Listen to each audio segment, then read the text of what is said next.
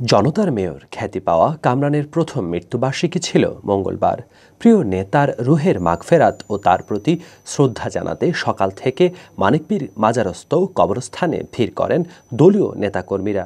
নানা পেশার মানুষেরও উপস্থিতি ছিল শ্রদ্ধা নিবেদন আর কবর জিয়ারত ও শ্রদ্ধা জানাতে আসা দলীয় নেতাকর্মীরা জানালেন, কামরানের প্রয়াণে অভিভাবক শূন্যতা অনুভব করছে দল। তার মতো জনবান্ধব ও কর্মী বান্ধব নেতা সবার পক্ষে হয়ে ওঠা সম্ভব নয়, এমন অভিমত দলের নেতাদের।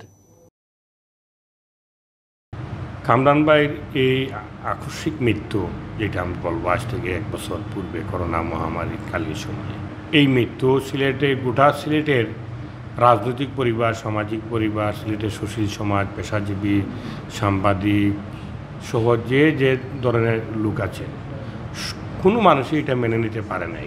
এই কামরান ভাইয়ের মৃত্যু, আল্লাহ তাআলা, আমরা কামরান ভাইকে আর কিছু করতে পারবো না। আমরা হয়তো দুহাত তুলে দোয়া করতে পারি, আমরা কোরআনে খতম করতে পারি, দিয়ে কামরান ভাই যেন দোয়া যেতে পারে, আল্লাহ যেন ওনাকে সর্বোচ্চ স্থান জান্নাতুল ফেরদৌস দান করেন। প্রয়াণ দিবসে কামরানকে শ্রদ্ধা ভরে স্মরণ করছেন তার দীর্ঘদিনের রাজনৈতিক সহকর্মীরা। জানালেন, সিলেটের মাটি ও মানুষের নেতা কামরান ছিলেন একজন দূরদর্শী রাজনীতিবিদ। নতুন নেতৃত্ব তৈরিতে তার ছিল অগ্রণী ভূমিকা। বিভিন্ন বিষয় নিয়ে আমাদের কার্যকরী কমিটিতে কথা হতো।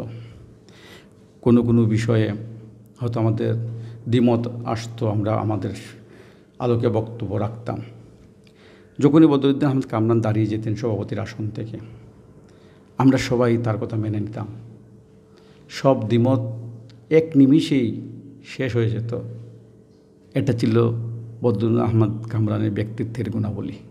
তার কাছ থেকে এই সিলেটের মানুষ, আওয়ামী লীগ অনেক কিছু পেয়েছে। হঠাৎ করে আমরা অতিমারির কারণে তাকে হারিয়েছি। আমরা বিশ্বাস করি বদরুদ্দিন আহমেদ কামরান তার কর্মের মাধ্যমে আওয়ামী লীগ এবং সিলেটের জনগণের কাছে দীর্ঘকাল বেঁচে থাকবেন। কামরানকে অনেকেই মনে করেন তিনি ছিলেন রাজনীতির ম্যাজিক ম্যান। তার অমায়িক ব্যবহার ছিল মানুষকে মুগ্ধ করার মূল মন্ত্র।